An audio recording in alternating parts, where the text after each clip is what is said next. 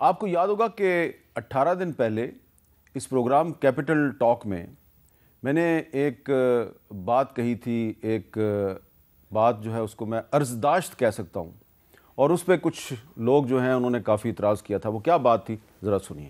8 فروری 2024 کو پاکستان میں الیکشن ہونا چاہیے، عام انتخابات ہونے چاہیے۔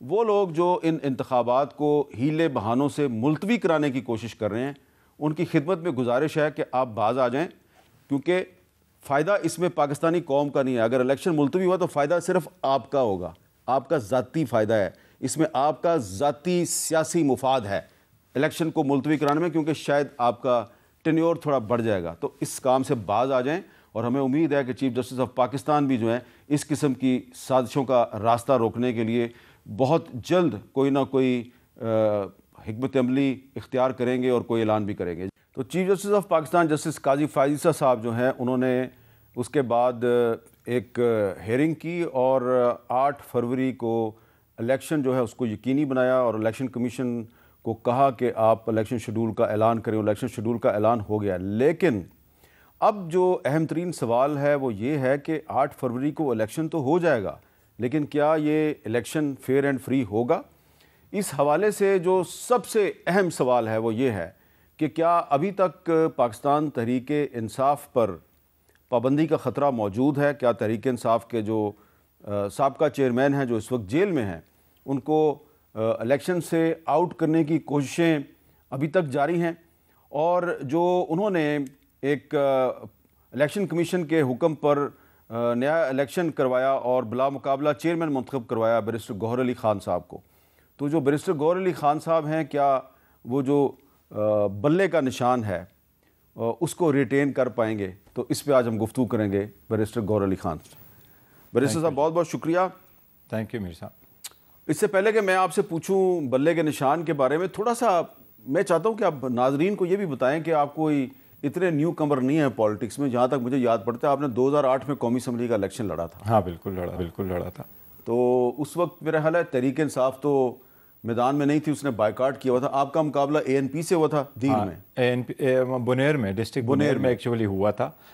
جماعت اسلامی اور پی ٹی آئی ان دنوں میں جو تھی، انہوں نے بائیکاٹ کیا تھا لائرز موومنٹس کی وجہ سے، اور مشرف صاحب نے جو پی سی او لگایا تھا اس کی وجہ سے۔ تو پی ٹی آئی تو نہیں تھی، البتہ ہمارا مقابلہ بالکل اے این پی کے ساتھ تھا۔ شیرپاؤ صاحب بھی تھے، شیرپاؤ کی بھی پارٹی تھی، تو یہ اور آپ دوسرے نمبر پہ آئے تھے؟ ہاں میں رنر اپ رہا تھا جی۔ اچھا اب یہ بتائیں کہ آپ کو کیا پارٹی کا چیئرمین اس لیے بنایا گیا ہے کہ جو پارٹی ہے وہ بلے کا نشان بچانا چاہتی ہے، اور اگر آپ کو چیئرمین نہ بنایا جاتا تو خطرہ تھا کہ بلے کا نشان چلا جائے گا؟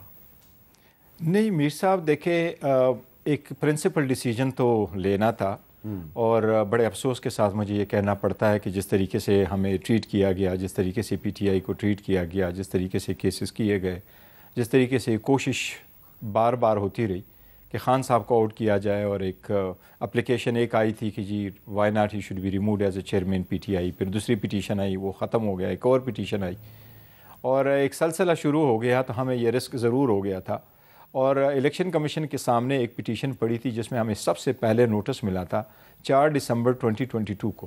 اس کیس میں بھی یہ 1-2 ہیئرنگ ہوئی، تو اس میں پہلے ایک مرتبہ الیکشن کمیشن نے آرڈر کیا تھا، ریزر کیا تھا 28 مارچ کو، پھر اس کا ڈیسیجن آ گیا تھا جولائی میں۔ اس کے بعد کمیشن نے ایک نوٹس دے دیا تھا اگست میں، اور اس پہ ہیئرنگ بھی کر لی سپٹمبر میں، لیکن اس کا ڈیسیجن آ گیا تھا 23 نومبر کو۔